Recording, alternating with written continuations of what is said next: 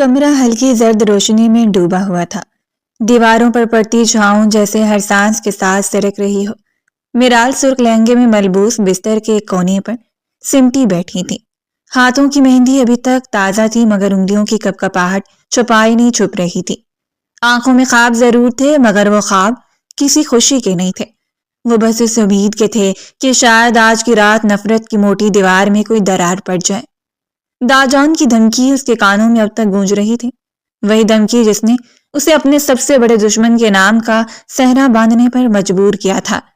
وہ ابھی اپنے خیالوں میں گم تھی جب چند لمحے بعد دروازہ کھلنے کی آہٹ ہوئی۔ میرال کا دل ایک لمحے کو رک سا گیا تھا۔ ارحم اندر داخل ہوا، قد کاٹ متوازن، چہرہ بلا کا حسین مگر آنکھوں میں سرد چھپی تھی، وہ سرد مہری جو فاصلے بڑھاتی ہے۔ اس نے میرال کو دلہنوں کی طرح بیٹھے دیکھا تو ہونٹوں پر طنزیہ مسکراہٹ ابھر آئی تھی۔ وہ اس کو دیکھتے ہوئے کاٹدار لہجے میں بولا، کیا سوچ کر یہ لباس زیبتن کیا ہے اور کس سوچ کے تحت دلہنوں کی طرح بیٹھی ہو؟ دماغ ہے تمہارے پاس یا ختم ہو چکا ہے؟ تمہیں لگتا ہے آج کی رات میں تمہیں اس خوبصورت لباس میں دیکھ کر مائل ہو جاؤں گا؟ میرال کے لیے الفاظ کسی چابک سے کم نہیں تھے۔ وہ جو امید باندھ کر بیٹھی تھی کہ شاید آج کی رات سب غلط فہمیاں مٹ جائیں گی، ان دونوں کے درمیان ایک رشتے کا آغاز ہو جائے گا، تمام بری یادیں بھول کر وہ ایک نئی شروعات کریں گے۔ وہ امید پل بھر میں بکھر گئی تھی۔ اس نے حیران زخمی نگاہوں سے ارحم کو دیکھا تھا۔ وہ کچھ کہتی اس سے پہلے ہی وہ ایک بار پھر نفرت آمیز لہجے میں بولا، ایسے کیا گھوری ہو؟ اٹھو میرے بستر سے، جا کے صوفے پر سو جاؤ۔ ہمارے درمیان کوئی ایسا رشتہ قائم نہیں ہوگا جو میاں بیوی کا ہوتا ہے۔ تم صرف میری مجبوری ہو، داجی کی وجہ سے، سمجھ آئی؟ اور اب میرا دماغ خراب کرنے کی ضرورت نہیں ہے۔ چپ چاپ اٹھو اور یہاں سے چلی جاؤ، میرا دماغ پہلے بہت زیادہ خراب ہو چکا ہے۔ سب کو سمجھایا تھا مجھے اس رشتے میں نہ باندھے، پر کوئی میری سنتا کب ہے؟ میرال کے اندر جیسے کوئی بند ٹوٹ گیا تھا۔ وہ جھٹکے سے سیدھی ہوئی، آواز میں ضبط کی جگہ تلخی نے لے لی تھی۔ وہ اسے دیکھتے ہوئے بولی، بس بہت ہو چکا ہے، بہت سن لی میں نے تمہاری باتیں۔ میں نے سوچا تھا تم ذرا سمجھداری دکھاؤ گے، پرانی باتیں بھلا کر نئی زندگی کی طرف بڑھو گے، مگر تم تو گھٹیا ترین انسان نکلے۔ تمہارے دماغ میں لڑائی جھگڑے کے سوا کچھ نہیں ہے۔ انسان کو ہمیشہ مثبت سوچ رکھنی چاہیے، لیکن تم ایک ایسی سوچ کے مالک ہو جس کے دماغ میں سوائے الٹی سیدھی خرافات کے اور کچھ چل ہی نہیں سکتا۔ انسان تمہارے آگے اگر مر بھی جائے تب بھی تمہیں کوئی فرق نہیں پڑے گا، کیونکہ تمہارا دل انسان کا دل نہیں بلکہ پتھر کا دل ہے جو کبھی نہیں پگھل سکتا۔ وہ مزید بولی، میں تو کیا، کوئی بھی لڑکی تمہارے ساتھ رشتہ نبھانے کی ہمت نہیں کرے گی۔ اور سن لو، میں اس بستر سے نہیں ہٹوں گی۔ نکاح ہوا ہے، یہ کمرہ مجھے دیا گیا ہے تو میں اسی بستر پر سوؤں گی، چاہے کچھ بھی ہو جائے۔ میں پاگل نہیں ہوں جو اپنے آرام کو چھوڑ کر تمہارے کمرے کے اس سخت صوفے پر اپنی نیند حرام کروں۔ اگر تمہیں زیادہ ہی شوق ہے تم جا کر اس صوفے پر سو جاؤ، سمجھ آئی؟ میرا دماغ خراب کرنے کی تمہیں ضرورت نہیں ہے۔ وہ بھی میرال تھی، نہ پہلے اس کے سامنے کبھی جھکی تھی اور نہ آج جھکنے کا ارادہ رکھتی تھی۔ کمرے میں خاموشی گہری ہو گئی تھی۔ ارحم کی آنکھوں میں لمحہ بھر کے لیے حیرت چمکی، پھر وہی سختی واپس آ گئی تھی۔ وہ بھی اسے دیکھتے ہوئے اسی انداز میں بولا، تو یاد رکھو میں بھی کسی قیمت پر صوفے پر نہیں جانے والا۔ میں کوئی پاگل نہیں ہوں جو تمہارے آرام کا خیال کر کے اپنی رات کی نیند حرام کروں۔ میرال نے ہونٹ بھینچے، منہ بنایا جیسے کسی ضدی بچے نے فیصلہ کر لیا ہو۔ تو پھر ایک طرف لیٹ جاؤ، مجھے کوئی مسئلہ نہیں ہے۔ اگر تمہیں مسئلہ ہے تو جا سکتے ہو، سمجھ آئی؟ یہ کہہ کر وہ اٹھ کھڑی ہوئی، لہنگے کا گھیر سنبھالتے ہوئے ڈریسنگ روم کی طرف بڑھی تو پائل کی مدھم جھنکار کمرے کی خاموشی میں چپ گئی تھی۔ آئینے کے سامنے آ کر اس نے گہرا سانس لیا تھا۔ آنکھوں میں آنسو تھے مگر گرنے سے انکار کر رہے تھے۔ اس نے تو گہری گہری سانس لے کر خود کو متوازن رکھنے کی کوشش کی تھی مگر ہمت ٹوٹ رہی تھی۔ آج کی راحت ہر لڑکی کے لیے بہت معنی رکھتی ہے۔ وہ بھی ایک عام لڑکیوں جیسا ہی دل رکھتی تھی، لیکن اس دل کی اس کے جذبات کی بالکل قدر نہیں کی گئی تھی۔ جس وقت عمر صاحب نے یہ رشتہ اس کے سامنے رکھا تھا اس نے صاف انکار کر دیا تھا۔ اس نے اپنے دادا کو بتایا تھا، جس انسان سے آپ میری شادی کروانے کی بات کریں، ہم دونوں کے درمیان میلوں فاصلے ہیں، ہمارے مزاج مختلف ہیں، بہتر ہے آپ میرے لیے کوئی اور منتخب کر لیں۔ مگر ان کی ضد کے آگے اسے ہارنا پڑا تھا۔ وہ خاموشی سے کپڑے تبدیل کرنے لگی تھی، اس بات سے انجان کہ محض یہی رات نہیں، اس کو کئی اور راتیں بھی اسی درد کے ساتھ گزارنی ہے۔ باہر ارحم کی بھاری سانسوں کی آواز آ رہی تھی۔ دو اجنبی ایک ہی کمرے میں ایک ہی چھت تلے، مگر میلوں دور اس رات نے ان دونوں کے درمیان لکیر کھینچ دی تھی، ایسی لکیر جو الفاظوں سے بنی تھی، اور لفظ کبھی کبھی تلوار سے زیادہ گہرے زخم دیتے ہیں۔ کچھ دیر بعد وہ گھریلو کپڑے پہنے باہر آ گئی تھی۔ ایک نظر ارحم پر ڈالی تھی جو حد بندی قائم کیے ایک طرف لیٹ گیا تھا، وہ بھی تکیے سے دیوار کھینچے دوسری جانب لیٹ کر کروٹ موڑ چکی تھی۔ رات قطرہ قطرہ کر کے پگھلتی چلی گئی تھی اور دونوں کے دل ایک دوسرے سے مزید دور ہوتے جا رہے تھے۔ اگلی صبح کا سورج بنیاب و تاب سے روشن ہوا تھا۔ صبح کی روشنی دھیرے دھیرے کمرے میں سرک رہی تھی، کھڑکی کے پردے آدھے کھلے تھے اور سنہری دھوپ نرم نرم فرش پر پڑ رہی تھی۔ میرال نے نہا دھو کر تازگی سے بھرا ہوا لباس پہنا اور باہر آئی تھی۔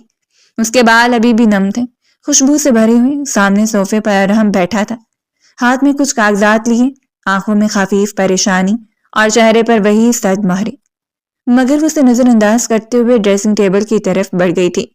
بالوں میں برش پھیرتے ہوئے ابھی وہ میک اپ اٹھا کر اپنے چہرے پر لگاتی، اچانک ارحم کی آواز کمرے میں گونجی، بات سنو میری میرال، ادھر آؤ، مجھے تم سے بات کرنی ہے۔ لہجہ نہایت سخت تھا۔ میرال پلٹی، آنکھیں اس کی طرف مرکوز کر کے بولی، میرے کان کھلے ہوئے ہیں، تم بول سکتے ہو، میں سن رہی ہوں۔ وہاں آ کر تمہارے سامنے کھڑا ہونا مجھے گوارا نہیں ہے۔ وہ انسان جب اس کی قدر نہیں کر سکتا تھا تو پھر وہ کیوں اس کی قدر کرتی؟ اس نے بھی دو ٹوک انداز میں ہی جواب دینا ضروری سمجھا تھا۔ ارحم کچھ لمحے خاموش رہ کر پھر بولا، ادھر آؤ، بیٹھو، سکون سے بات کرنی ہے، بات اہم ہے، سکون سے بیٹھ کر سن لو۔ میں تمہیں کسی کام کا نہیں بول رہا، گزارش کر رہا ہوں، میری بات سن لو۔ لہجہ اب تھوڑا نرم ہوا تھا۔ میرال نے گہری سانس لی، برش میں اس پہ رکھ دیا۔ اس کے انداز میں ایک عجیب سی بے چینی جھلک رہی تھی۔ یہی وجہ تھی کہ اسے بھی اب تجسس ہونے لگا تھا کہ آخر کیا بات ہے۔ قدم با قدم چلتی ہوئی وہ اس کے نزدیک آ گئی تھی اور احتیاط سے اس کے قریب جا کر بیٹھ گئی تھی، مگر فاصلہ قائم رکھا تھا۔ ارحم نے کاغذات اس کے ہاتھوں کی طرف بڑھائے اور بولا، اس پر دستخط کر دو، بہتر ہوگا، ہم دونوں کے درمیان ابھی تمام باتیں کلیئر ہو جائیں۔ میں بعد میں کسی بھی قسم کا ڈرامہ نہیں چاہتا، آج ہی تمام باتیں کلیئر ہو جائیں گی تو میں بھی پرسکون رہوں گا اور تم بھی اپنی زندگی آگے کس طرح گزارنی ہے اس بارے میں طے کر سکتی ہو۔ ہم دونوں کو ہی مہلت مل جائے گی۔ میرال نے آنکھیں تیز کر کے اس کی طرف دیکھا۔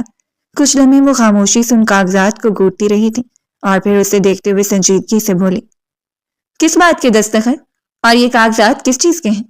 نہ جانے کیوں اسے کچھ غلط ہونے کا احساس ہونے لگا تھا۔ دل کی دھڑکن کافی تیز ہو گئی تھی۔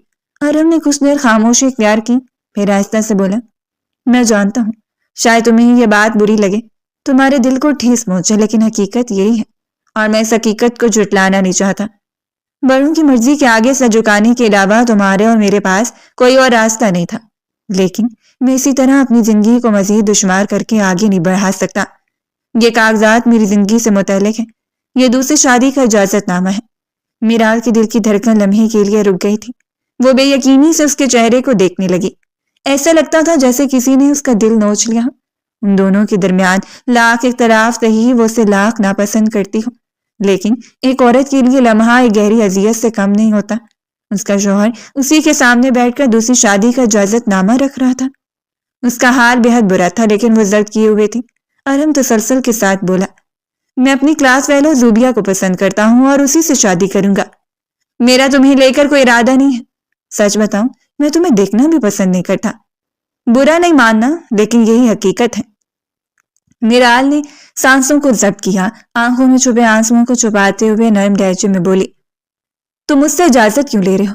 تم اپنی مرضی کے مالک ہو، دوسری شادی کرو یا تیسری، کون روک سکتا ہے تمہیں؟ جب تمہارے دماغ میں دوسری عورت کا خیال آ سکتا ہے تو پھر میرے سامنے بیٹھ کر اجازت طلب کرنے کی ضرورت کیا ہے؟ ارحم گہری سانس لیتے ہوئے بولا، تم میرے چاچو کی بیٹی ہو، بلا وجہ گھر میں میری وجہ سے بدمزگی ہو، میں یہ نہیں چاہتا، اس لیے اجازت نامے پر سگنیچر مانگ رہا ہوں تاکہ بعد میں تمہارے والد مجھے لے کر تماشا نہ بنائیں، اور اگر سگنیچر نہیں کرنا چاہتی تو انکار کر دو۔ نہ جانے کیوں اس کا اپنا دل بھی عجیب ہو رہا تھا، اس کا چہرہ جس طرح ساکت ہوتا جا رہا تھا۔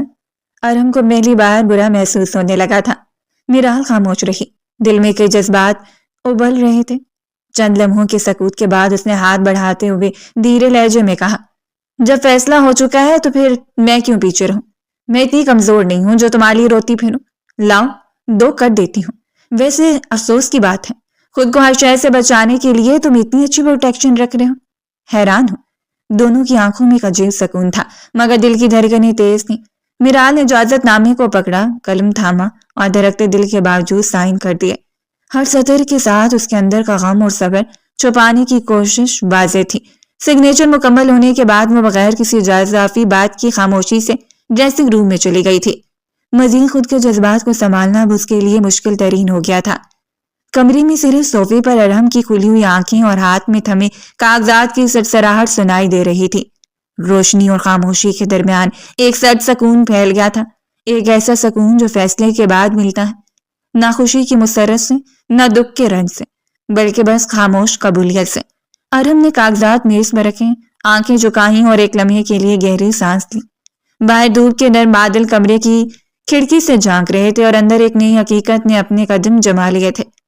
وقت دھیرے دھیرے گزرتا جا رہا تھا، پورا دن معمول کے مطابق طے پا چکا تھا، رات کی سیاہی چاروں جانب پھیل چکی تھی۔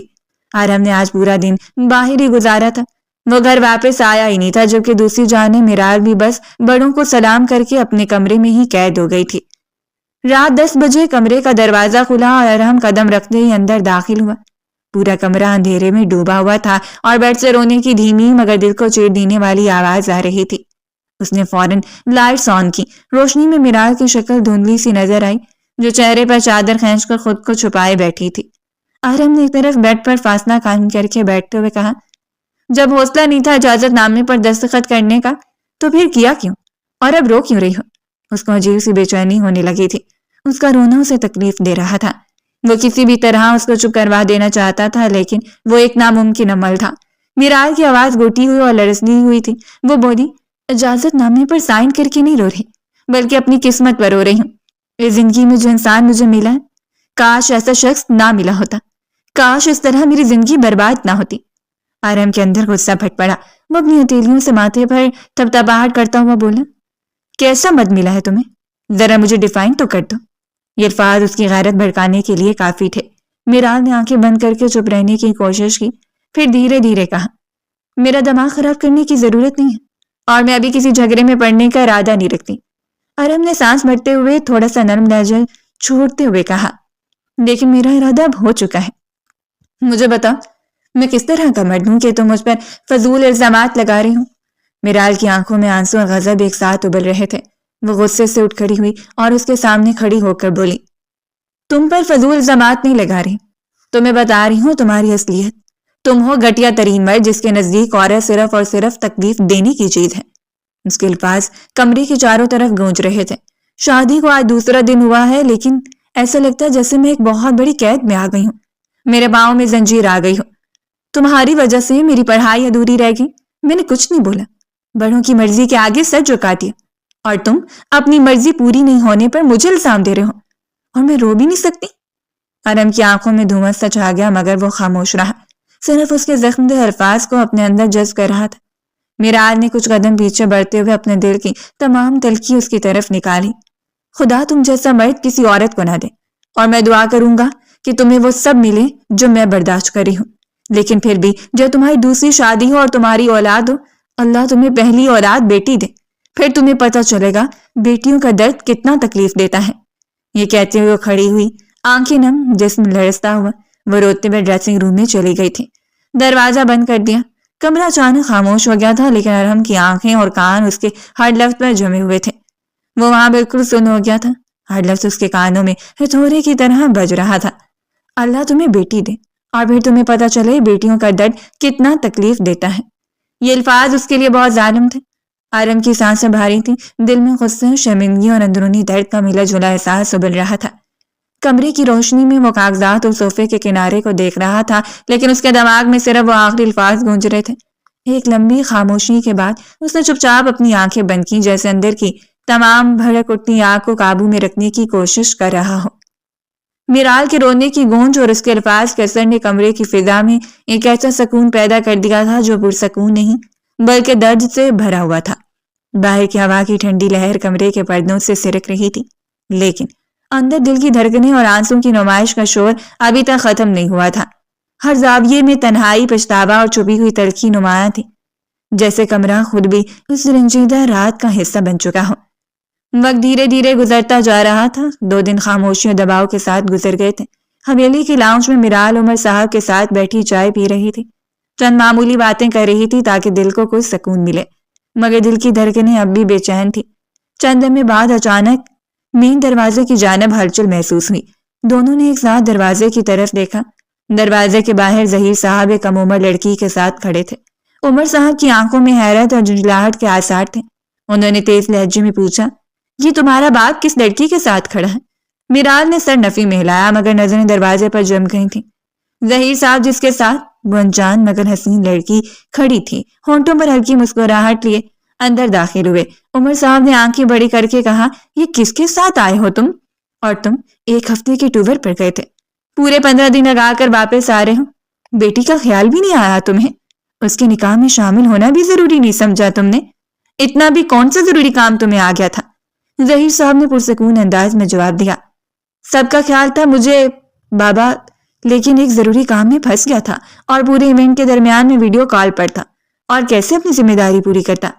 خیر ان باتوں کو چھوڑیں۔ وہ ہلکی مسکراہٹ لیے اپنے ساتھ کھڑی لڑکی کی طرف اشارہ کیے بولے، دراصل بابا میں نے دوسری شادی کر لی ہے۔ یہ میری بیوی کلثوم ہے۔ ہم دونوں کے درمیان بہت اچھی وابستگی ہے۔ میں ان سے بہت پیار کرتا ہوں اور یہ بھی مجھے بہت چاہتی ہیں۔ ہم دونوں نے کورٹ میرج کی ہے۔ میرال کے کانوں پر جیسے بجلی گر گئی ہو، اس کے دل کی دھڑکن رک گئی، جسم جم سا گیا تھا۔ اس نے بے یقینی سے کہا، بابا آپ کا دماغ ٹھیک ہے؟ آپ کو پتہ ہے آپ کیا بول رہے ہیں؟ یہ لڑکی مجھ سے چند سال ہی بڑی ہوگی اور آپ نے دوسری شادی کر لی۔ اس عمر میں آپ کو میرا خیال بھی نہیں آیا؟ وہ بے یقینی سے اپنے باپ کو دیکھ رہی تھی، ایسا لگتا تھا جیسے اس کے قدموں تلے زمین کھینچ لی گئی ہو۔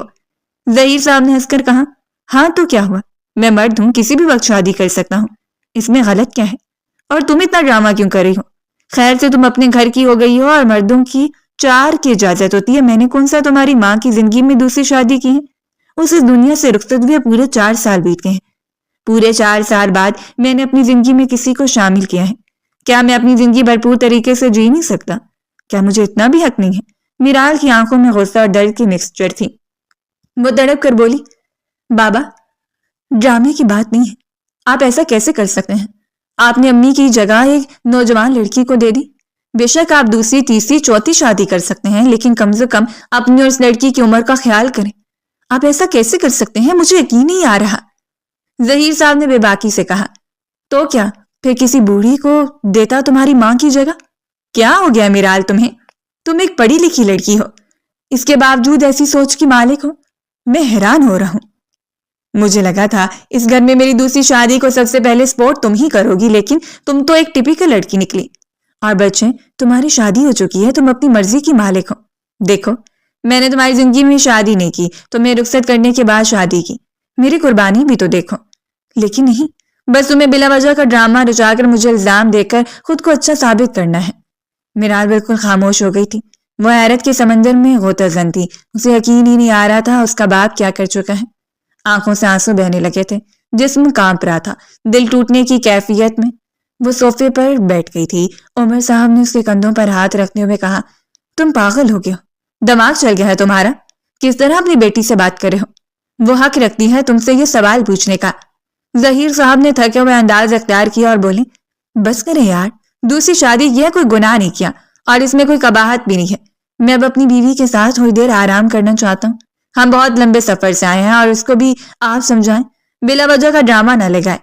یہ کہہ کر ظہیر صاحب کلثوم کو دیکھتے ہوئے مسکرا کر بولے، چلیں کلثوم، ہم کمرے میں چلتے ہیں، آپ بھی کافی تھک گئی ہوں گی۔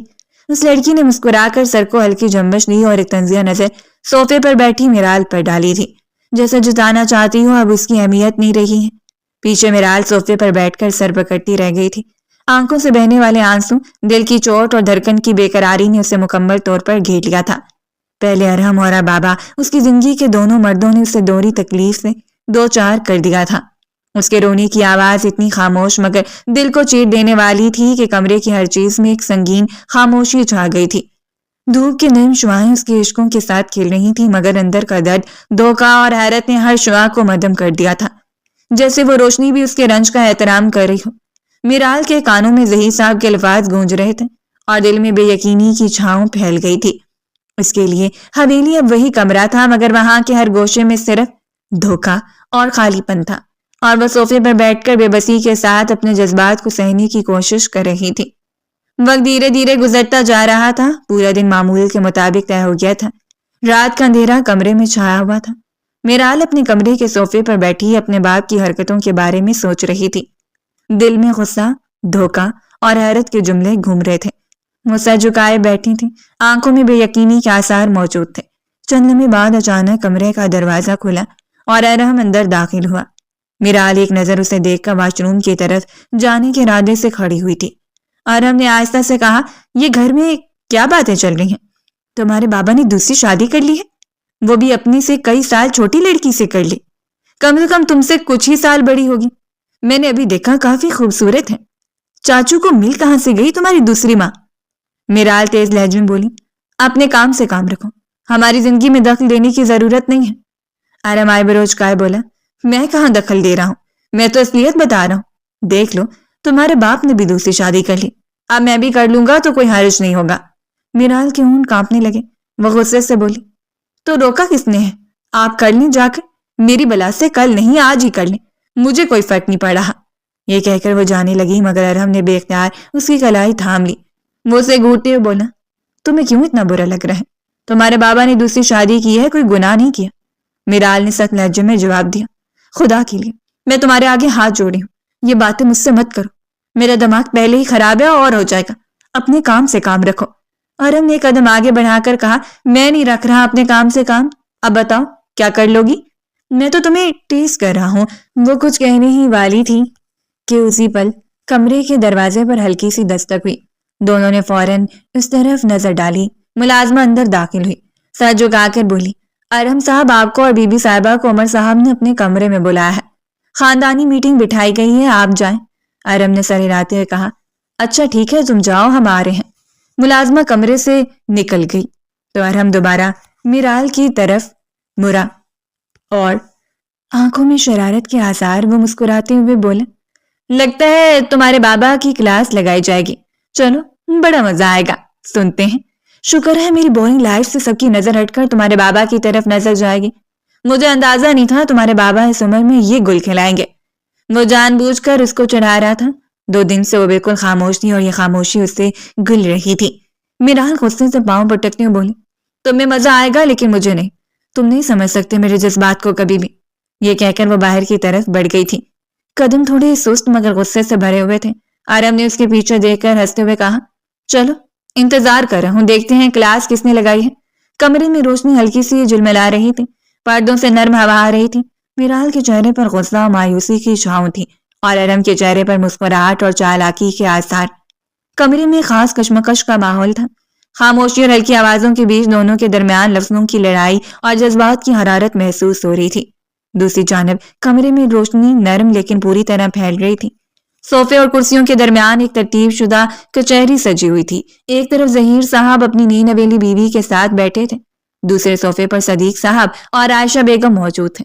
ارحم کے ماں باپ دونوں کی نظریں نئے آنے والوں پر مرکوز تھیں۔ ارحم اور میرال اندر داخل ہوئے اور دونوں کی موجودگی نے کمرے کا ماحول ایک لمحے کے لیے تھما سا دیا تھا۔ سامنے صوفے پر بیٹھے عمر صاحب نے دونوں کو دیکھتے ہوئے کہا، تم دونوں کو میں نے 10 منٹ پہلے بلایا تھا اور اب آ رہے ہو؟ میرال نے سر جھکاتے ہوئے جواب دیا، داجی معافی چاہتی ہوں، تھوڑا سا لیٹ ہو گئی۔ وہ ایک طرف کھڑی ہو گئی، آنکھوں میں ہلکی شرمندگی اور بے یقینی تھی۔ عمر صاحب نے ظہیر صاحب کی طرف دیکھتے ہوئے سخت لہجے میں کہا، اب تم مجھے بتاؤ یہ کیا تماشا ہے؟ اگر تمہیں دوسری شادی کرنے کا اتنا شوق تھا تو مجھے بتا سکتے تھے، میں تمہاری عمر کے لحاظ سے لڑکی تلاش کر کے تمہاری شادی کروا دیتا، لیکن تم نے یہ کیا نیا چاند چڑھا ہے، اپنی بیٹی سے کچھ سال بڑی لڑکی سے شادی کر لی؟ ظہیر صاحب نے پرسکون لہجے میں کہا، تو بابا اس میں غلط کیا ہے؟ آپ پورے خاندان کو جمع کر کے کیا ثابت کرنا چاہتے ہیں؟ عمر صاحب کے چہرے پر سختی اور حیرت دونوں نمایاں تھے۔ وہ مزید بولے، اب شادی ہو چکی ہے، کیا میں اب اسے طلاق دوں؟ آپ کو یہ سب مذاق لگتا ہے؟ بیوی ہے یہ میری، نکاح ہوا ہے ہمارا۔ عمر صاحب سر جھکاتے ہوئے بولے، لا حول، پڑھو، میں کبھی نہیں کہوں گا کہ تم طلاق دو، طلاق گناہ ہے، اللہ کے نزدیک سب سے ناپسندیدہ عمل ہے، میں کیوں کہوں کہ تم اس لڑکی کو طلاق دو؟ میرال اور ارحم نے ایک دوسرے کو دیکھا، دونوں دل ہی دل میں جانتے تھے کہ ان کے لیے بھی طلاق کا فیصلہ ایک سوچ کا حصہ تھا، مگر اب عمر صاحب کی باتوں نے ہر منصوبہ شرمندگی میں بدل دیا تھا۔ عمر صاحب نے مزید کہا، تمہاری عمر نانا بننے کی ہے، دادا بننے کی ہے، اور تم عشق معشوقی کے چکر میں پڑ گئے، اتنا دماغ خراب ہو گیا تمہارا۔ میرال دل ہی دل میں کلس گئی، جب تعلق ہی نہیں بنا تو نانا دادا کیسے بنیں گے؟ عمر صاحب کچھ اور کہنے ہی والے تھے کہ کلثوم آہستہ مگر پورے اعتماد لہجے میں بولی، دیکھیں انکل، میں جانتی ہوں آپ کے نزدیک یہ سب مذاق ہوگا، لیکن اب ہماری شادی ہو چکی ہے، آپ سب کے درمیان بٹھا کر مجھے اور میرے شوہر کو اس طرح ذلیل نہیں کر سکتے، یہ غلط ہے، معاشرتی طور پر بھی اور قانونی طور پر بھی۔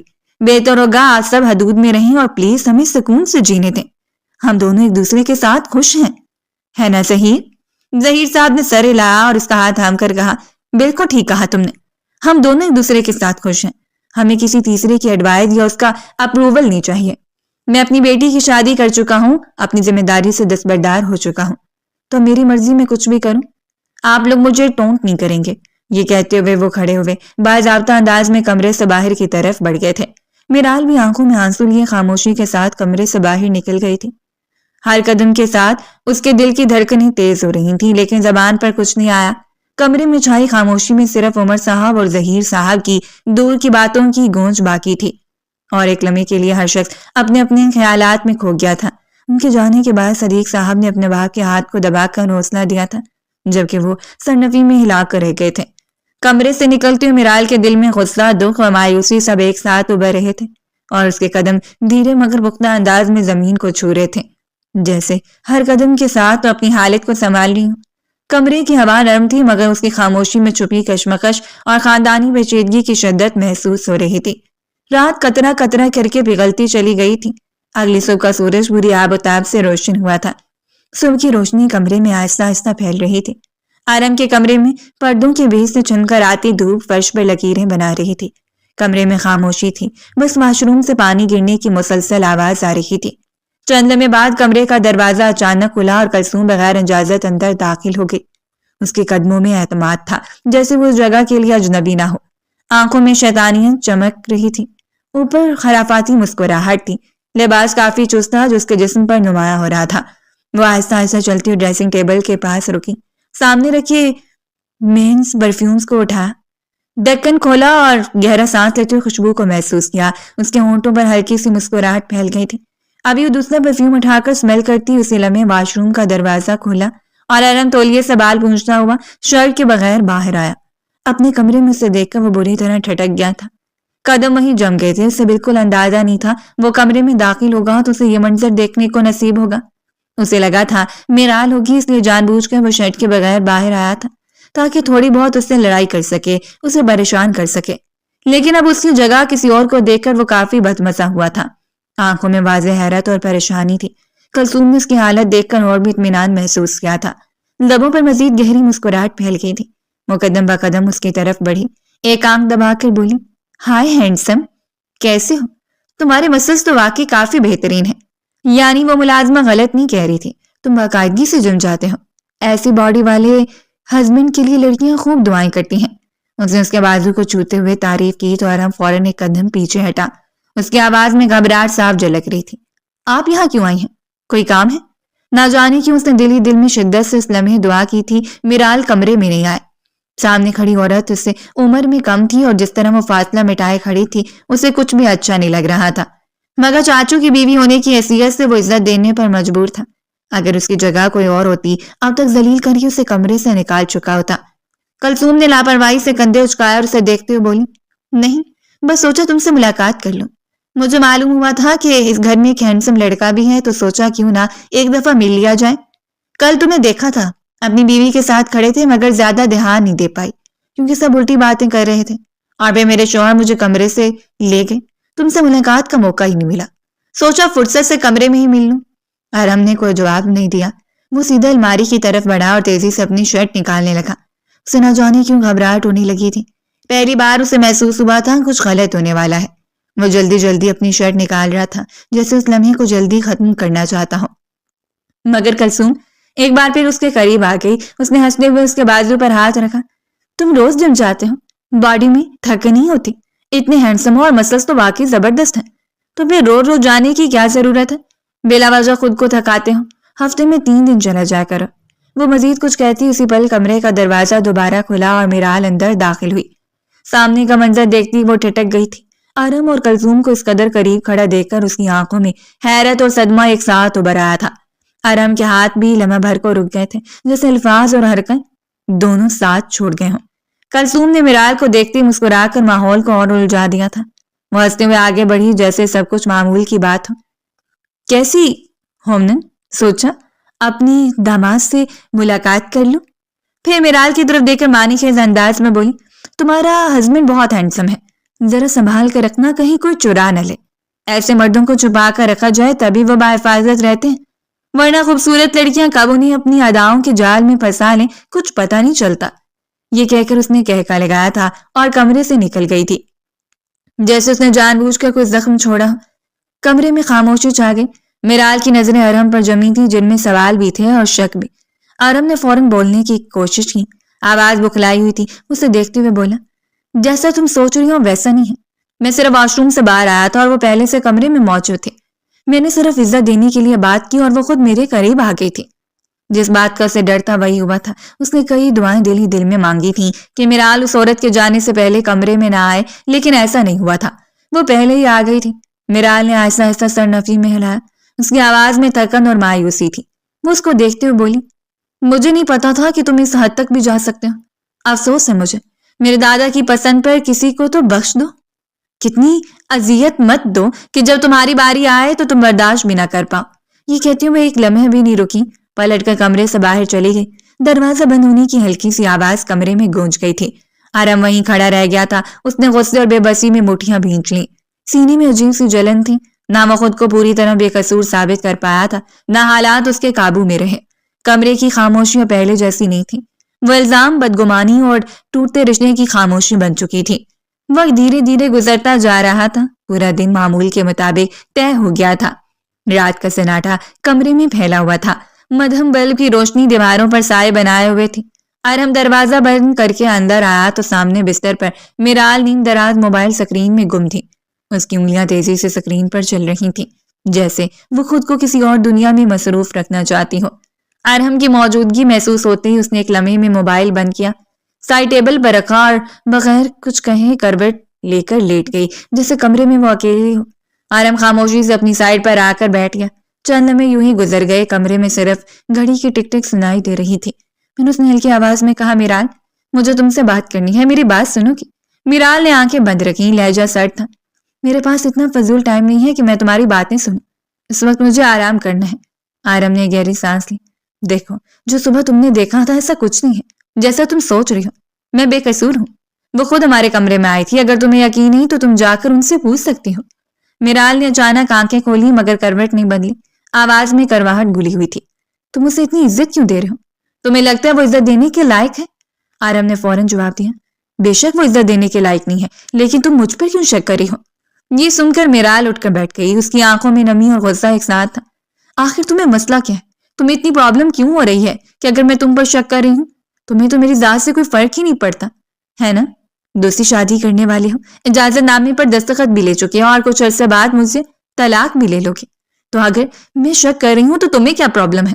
ارم کے چہرے پر ایک لمحے کو سختہ سا چھا گیا تھا۔ اس نے دھیرے سے کہا، میں صرف اپنی صفائی پیش کر رہا ہوں۔ میرال کی ہنسی تلخ تھی۔ مت پیش کرو صفائی، جب تمہیں مجھ میں دلچسپی نہیں ہے، مجھے بیوی نہیں مانتے، میرے ساتھ رشتہ نہیں رکھنا چاہتے، تو پھر یہ پرابلم کیوں اتنا سوچ رہے ہو؟ مت سوچو، میں اس لائق نہیں ہوں۔ یہ کہہ کر وہ دوبارہ کروٹ لے کر لیٹ گئی تھی۔ اس کی پشت ارم کی طرف تھی۔ چند لمحوں بعد اس کے کندھے ہلکے ہلکے ہلنے لگے، آنسو خاموشی سے تکیے میں جذب ہو رہے تھے۔ دل کے اندر کوئی چیز ٹوٹ کر بکھر رہی تھی مگر وہ آواز نہیں بننا چاہتی تھی۔ ارم وہیں بیٹھا رہا، اس کی نظریں میرال کی پشت میں جمی تھی۔ اسے اندازہ تھا کہ اس کے الفاظ اس کے لیے کتنے تکلیف دیتے۔ وہ کچھ کہنا چاہتا تھا مگر الفاظ گلے میں اٹک گئے۔ نہ وہ اپنی بے گناہی ثابت کر پا رہا تھا، نہ اس کی خاموشی اس درد کو کم کر رہی تھی جو اس نے خود پیدا کیا تھا۔ کمرے میں خاموشی گہری ہوتی چلی گئی۔ باہر کہیں دور کتے کی بھونکنے کی آواز آئی، پھر سب کچھ پھر سے ساکت ہو گیا۔ میرال کے آنسو بہتے رہے اور ارم خاموشی سے دیکھتا رہا۔ نہ جانے کیوں آج اسے واقعی برا لگ رہا تھا۔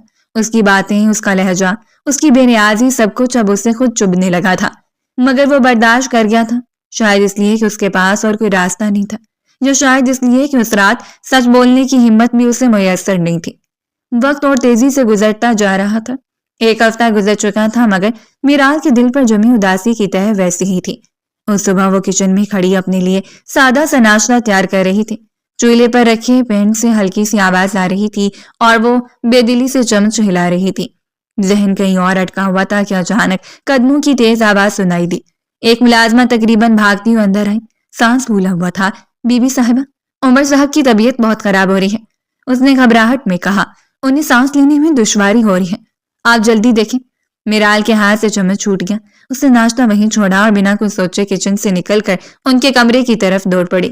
دل زور زور سے دھڑک رہا تھا، قدم لڑکھڑا رہے تھے۔ اسی لمحے ارم بھی بکھلائے ہوئے انداز میں سیڑھیاں پھلانگتا ہوا نیچے آیا۔ کیا ہوا ہے؟ اس نے تیزی سے پوچھا۔ دادا کو کیا ہوا ہے؟ ملازمہ کچھ کہنے ہی والی تھی کہ میرال نے سرنفی میں ہلایا اور ارم کے ساتھ عمر صاحب کے کمرے کی طرف بڑھ گئے۔ کمرے میں داخل ہوتی منظر دیکھ کر اس کی چیخ حلق میں اٹک گئی۔ عمر صاحب بستر پر بے سود پڑے تھے، ہاتھ پاؤں ڈھیلے چھوڑے ہوئے، سانس کی کوئی واضح حرکت نہیں تھی۔ دادا! میرال لپک کر ان کے پاس گئی۔ ان کے کندھے ہلائے مگر کوئی رد عمل نہ ملا۔ ارم نے فوراً ملازمین کو آواز دی، جلدی کرو، گاڑی نکالو۔ دونوں نے مل کر عمر صاحب کو سنبھالا۔ چند لمحوں میں حویلی میں ہلچل مچ گئی۔ ملازمین کی مدد سے انہیں گاڑی میں ڈال کر فوراً ہسپتال کی طرف روانہ ہوئے۔ ہسپتال پہنچتی انہیں ایمرجنسی میں لے جایا گیا۔ دروازہ بند ہوتی میرال اور ارم کوریڈور میں بے چین کھڑے رہ گئے تھے۔ سفید دیواریں، تیز لائٹس اور مشینوں کی آوازیں ماحول کو اور بھاری بنا رہی تھیں۔ میرال کے ہاتھ کانپ رہے تھے، آنکھیں دروازے پر جمی تھیں۔ ارم نے اس کی طرف دیکھتے ہوئے آہستہ سے کہا، پریشان مت ہو، حوصلہ رکھو، دادا کو کچھ نہیں ہوگا۔ میرال نے بس سر ہلا دیا۔ الفاظ اس کے پاس نہیں تھے، دل میں ایک انجانا خوف پنجے گاڑے بیٹھا تھا۔ چند لمحوں بعد دروازہ کھلا اور ڈاکٹر باہر آئے، سفید کوٹ میں ملبوس، چہرہ سنجیدہ۔ دونوں نے دیکھتے ہی لپک کر آگے بڑھے۔ ڈاکٹر صاحب! ارم کی آواز کانپ رہی تھی۔ ڈاکٹر نے آہستہ سے سر نفی میں ہلایا۔ ہمیں افسوس ہے، ان کا انتقال ہو گیا ہے۔ وہ گھر پر ہی اپنی سانسیں روک چکے تھے، انہیں میجر ہارٹ اٹیک آیا تھا۔ الفاظ جیسے فضا میں منجمد ہو گئے تھے۔ میرال اور ارم دونوں پتھر کی طرح اپنی جگہ کھڑے رہ گئے تھے۔ میرال کے کانوں میں شور سا گونجنے لگا تھا، قدموں تلے زمین سرک گئی تھی۔ چند لمحوں بعد ارم نے بے یقینی سے کہا، ایسے کیسے؟ وہ اپنی طبیعت خراب کیسے کر سکتے ہیں؟ رات تو بالکل ٹھیک تھے، مجھ سے باتیں کر رہے تھے، ایسے کیسے وہ مر سکتے ہیں؟ ڈاکٹر نے سنجیدگی سے جواب دیا، انہیں میجر ہارٹ اٹیک ہوئے، دل کے چاروں وال بند ہو گئے تھے۔ ہم نے پوری کوشش کی لیکن کچھ نہیں کر پائے۔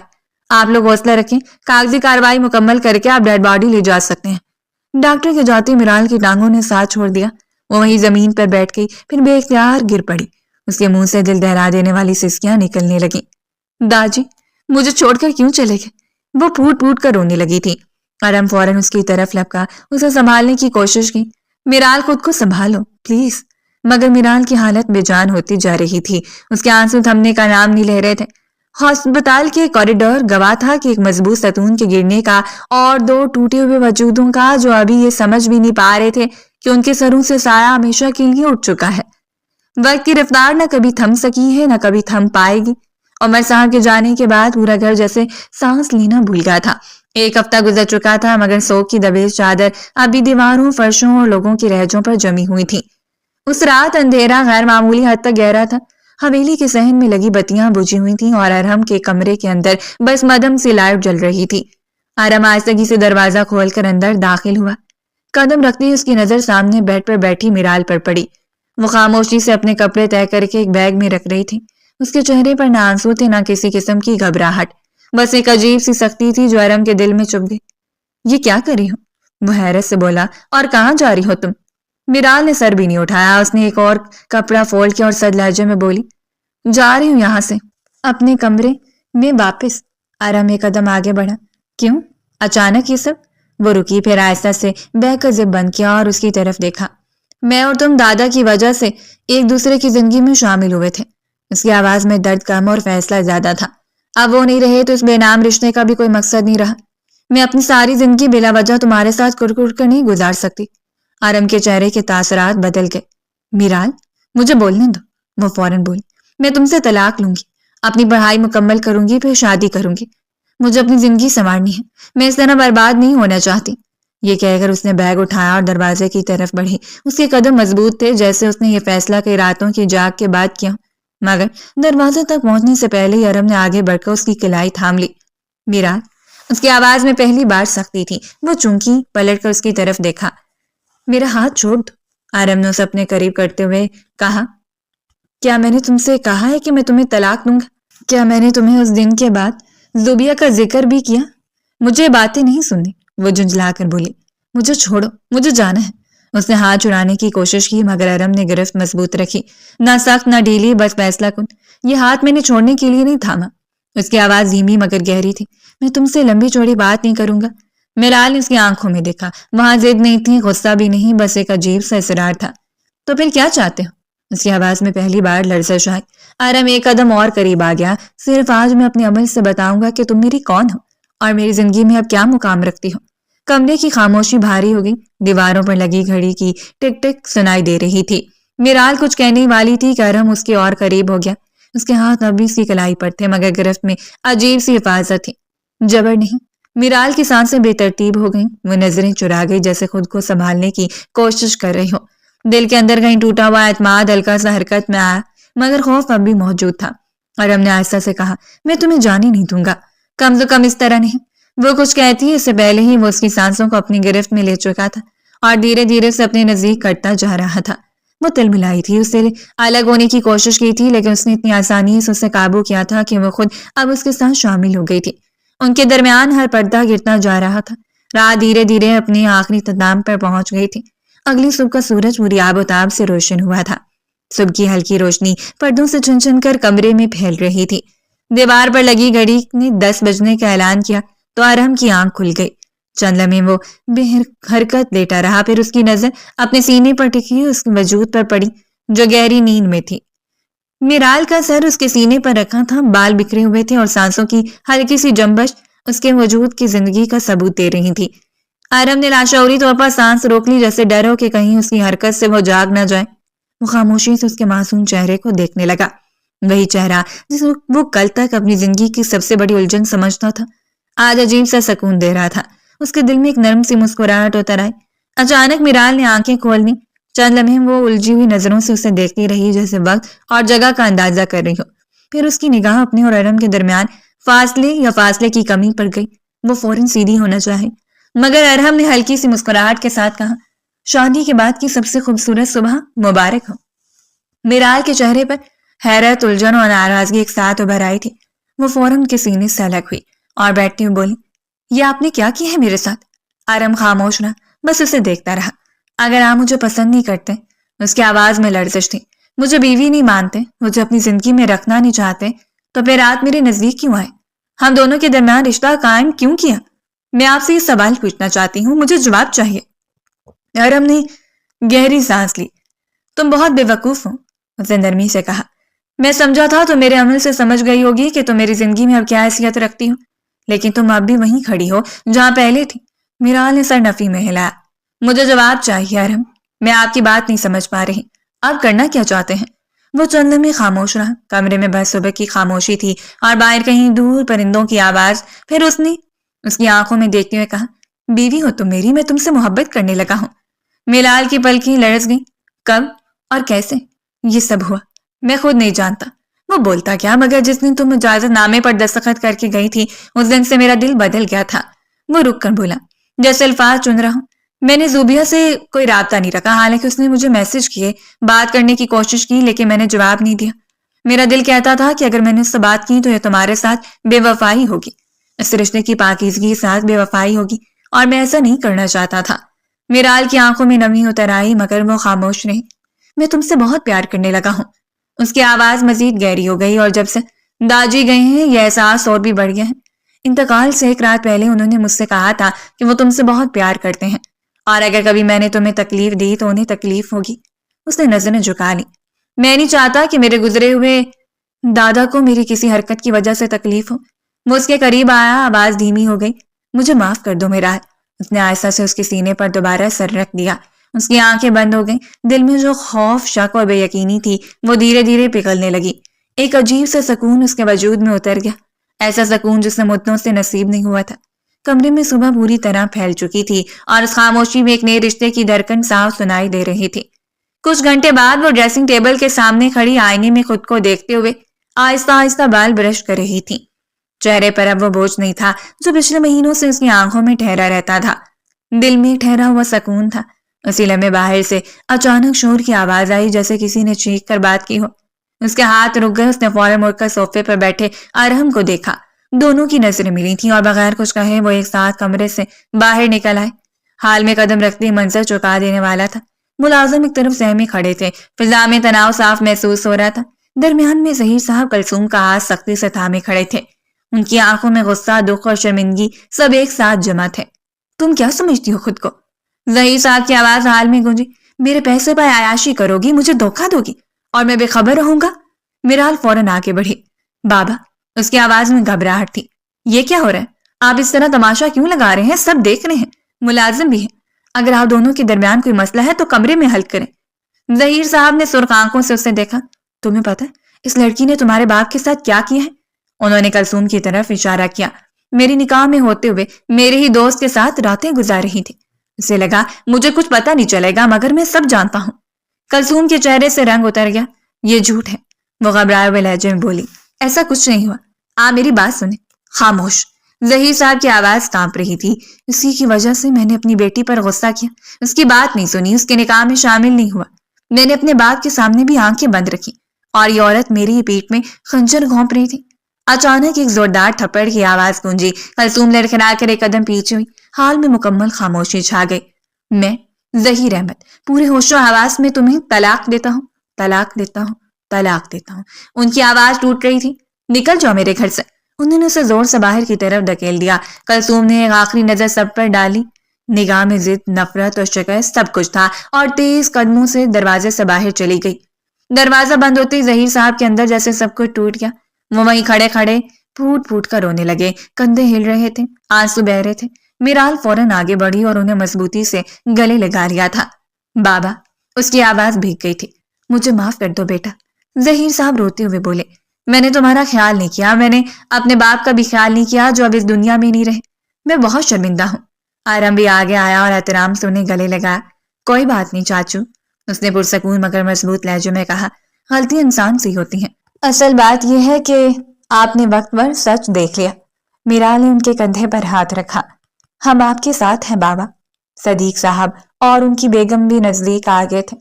ظہیر صاحب نے دونوں کو باری باری دیکھا، پھر مضبوطی سے اپنے سینے سے لگا لیا. اس لمحے ان کی آنکھوں میں ندامت کے ساتھ ساتھ ایک عہد بھی تھا کہ اب وہ اپنے رشتوں کو نظر انداز نہیں کریں گے. حال میں خاموشی تھی مگر وہ خاموشی خالی نہیں تھی. اس میں سکون تھا. سچ کا بوجھ ہلکا ہو چکا تھا اور ایک بکھرا ہوا گھر دوبارہ جڑنے لگا تھا. یہ اختتام نہیں تھا بلکہ ایک سبق آموز آغاز تھا جہاں غلطی مان لینا ہی سب سے بڑی جیت بن گیا تھا.